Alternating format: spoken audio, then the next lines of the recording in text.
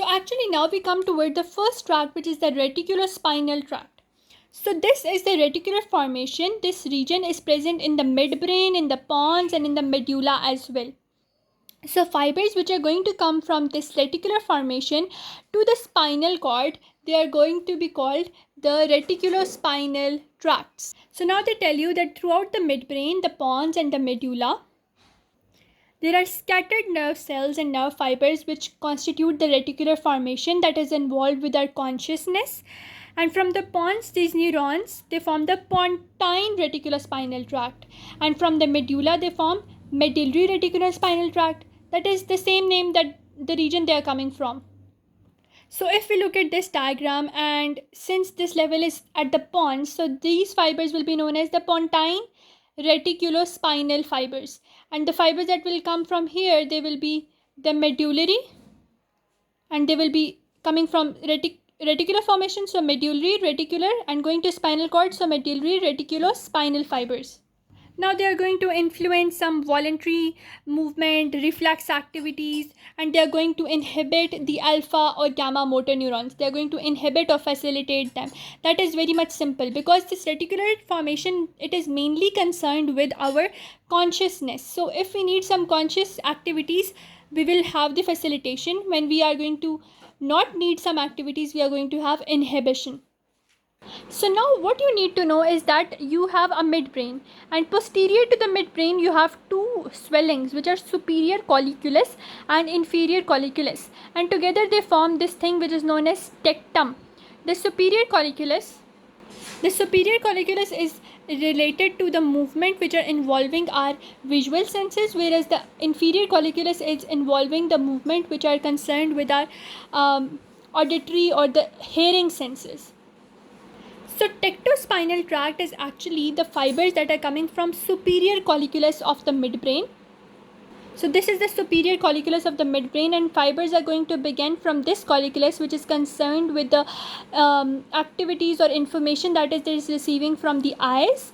Then these fibers, they are going to travel downwards till the spinal cord, and in the spinal cord they form, since the fibers are connecting the tectum with the spinal cord, they are known as the tectospinal fibers. And then they will innervate the interneurons, and from the interneurons then they will innervate the lower motor neurons, which will go to the neuromuscular junctions. So coming to the reading, we have the fibers arising from superior colliculus of the midbrain that is involved with the visual sensations. Then the fibers cross in the midline soon after their origin and descend through the brainstem close to medial longitudinal fasciculus. Then the tectospinal tract descends through anterior white column. Then it goes to the spinal cord and synapses with the internuntial neurons, and then the internuntial neurons, they are going to synapse with the alpha motor neurons, and it is mainly involved with the reflex postural movements. The functions of these tracts we will discuss a little bit later on, but now we are concerned with the anatomy of these tracts. So in the reading that we found out that it begins from superior colliculus or the tectum region of midbrain, then it passes downwards and crosses. So it crosses over here, it becomes contralateral, descends downward very steadily and goes into the spinal cord. Then in the spinal cord, if I can zoom, it synapses with the internuntial neurons, and from the internuntial neurons with the lower motor neurons. So first tract we discussed was the reticular spinal one, second was the tectospinal one, third is the rubrospinal one. So now we have the rubrospinal tract. So this is the red nucleus which is located in the midbrain. So from the red nucleus, the fibers are going to come, they are going to cross similar to the tectospinal one. They are going to travel downwards till they go to the spinal cord gray column, and from the gray column they go to the anterior horn, synapse with internuntial neurons, then with the lower motor neurons, and then they go to control some activities which we will discuss later. So from the red nucleus of the midbrain, a little bit crossing over, then travel downwards till the spinal cord with the internuntial, then the lower motor, and further. So they are saying that the red nucleus, it is situated in the tegmentum region of the midbrain. This region was the tectum region. Anterior to this region we have the tegmentum region, and the tegmentum region has this red nucleus. Then the nucleus descend as the rubrospinal tract through the pons, the medulla oblongata, then they enter the white column of the spinal cord. From the white column then they are going to enter the anterior gray column. Then from the gray column they are going to collaborate with the internuncial neurons, then with the alpha and gamma motor neurons, and then they are going to go with the flexor muscles. The function we will discuss later on. So this was the whole rubrospinal tract. Now this is our brain, and the first tract we studied was the reticulospinal one that had the pontine and the medullary reticulospinal fibers. Then we discussed about this red nucleus one, that was the rubrospinal. Then we considered the tectospinal one, that was from the superior colliculus. Now this another thing is over here, which is known as the vestibular nucleus, and this vestibular nucleus is present in the pons. Firstly, we considered midbrain. Midbrain has tectum and tegmentum. Now we have the pons, which has this vestibular nucleus. From the vestibular nucleus, the fibers are going to come downwards in the spinal cord. They are not going to cross over, and then they will interact with the internuncial and then with the lower motor neurons. Very similar pathway, but only thing is the origin is different, and this origin is from the vestibular nucleus. So vestibulospinal tract. Main thing is that it was concerned with the vestibular nerve, and vestibular sensations are coming from your ear. The reading is over here, and you can see vestibular nucleus situated in the pons, then sometimes in the medulla, but mainly in the pons, beneath the floor of the fourth ventricle.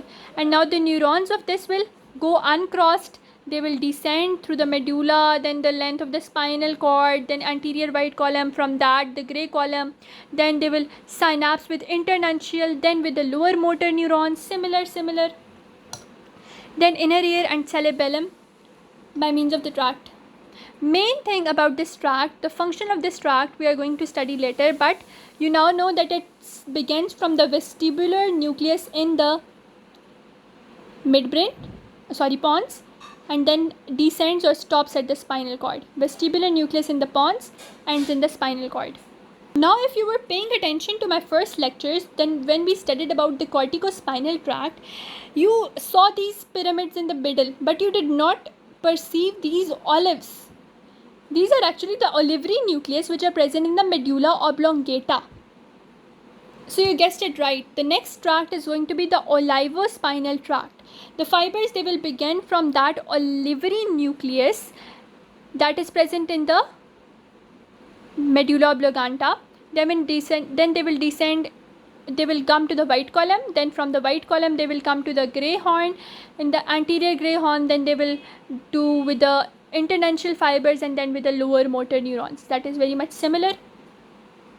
So that were the whole tracts. So for the brief overview, firstly we studied the reticulospinal tract, that was crossing. Then we studied the rubrospinal tract, that was also crossing. The rubro one was coming from midbrain. Then we studied about the another tract which was known as tectospinal tract, and it was also coming from midbrain. Then when we came to pons, then we had this vestibulospinal tract, and then when we came to the your medulla oblongata, then we had this olivary nuclei, so we had the olivospinal tract. Main thing that we need to know is olivo and vestibulo tract, they do not undergo crossing over, whereas other three tracts, the reticular tract, the rubro tract and the tectum tract, all of them they cross over. Now I told you that we will talk about the functions of the tracts, but a little bit later. Why is that? Because two tracts or many tracts, they are working together to make the actions take place. So I have this one mnemonic that whenever VIP comes, you need to stand up. So whenever you need to stand up, you need your extensor muscles helping you. What happens is that two tracts are involved over here. One is the vestibulospinal, that was coming from vestibular nucleus, and the vestibular nucleus was coming from the pons. And then we have the pontine reticulospinal, So the two tracts which are present in the pons, actually, they are going to control your extensors, and you are going to have your standing up. So this is the vestibular nucleus, this is the pontine reticulospinal tract. They come downwards, they are going to enhance the tone of your body, they are going to help in standing up, they are going to extend, or they are going to help the extensor muscles to work. So VIP comes, you stand up. Vestibulospinal and pontine reticulospinal tract. So now we discussed about the extensors. So now we are going to discuss about flexors. And flexors are going to help you in sitting, because extensors help you to stand up. So this tract now over here is sit on the rubber mat. You cannot sit on the bare ground, so you are going to sit on the rubber mat. So this rubber mat is actually the mnemonic that is going to help you. Then now we have red nucleus, the rubrospinal tract. Second is the medullary reticulospinal tract. Rubrospinal, medullary reticulospinal. Both of the tracts, they are going to help you in sitting down, or they're going to help in the flexor muscles. Now this is your spinal cord. It has cranial, thoracic, lumbar and sacral segments. But what happens if T1 and T2 of your spinal cord, they are undergoing any constriction? So you will have your Horner's syndrome, and that allows you to have constriction of the pupil. Your eyelids droop down, that is known as ptosis, and you will have no sweating, that is anhidrosis. So this was one clinical that was associated with this. Now we come to the autonomic fibers. To understand the autonomic fibers which are concerned with autonomic, are always going to be sympathetic and parasympathetic.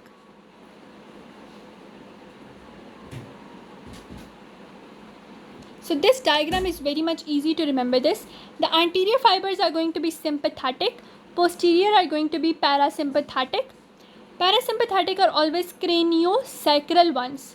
The craniosacral ones are parasympathetic, whereas thoracolumbar ones are sympathetic. Now, which cranial and sacral nerves are involved with parasympathetic activity? The sacral S2 to S4 and cranial 3, 7, 9 and 10. And the sympathetic is always the thoracolumbar whole activity. Now they tell you in this that although distinct tracts have not been recognized, investigation of spinal cord lesions, they have demonstrated that descending autonomic tracts do exist and form a part of the reticulospinal tract. The point to be noted over here is just that the sympathetic outflow is thoracolumbar, whereas parasympathetic is mid-sacral, that is S2 to S4, and cranial parts of the spinal cord, and those cranial parts are C3, C7, 9 and 10. C3, 7, 9 and 10. That was the whole tract associated with the sympathetic and parasympathetic or descending autonomic nervous fibers. That was all from my side. I hope you understood each and everything from the descending spinal cord, the pyramidal and extrapyramidal tracts. And if you understood, please like, share and subscribe to my channel so you can learn more of such content through me. This was all from my side, and we'll meet you in the next video, and Allah Hafiz.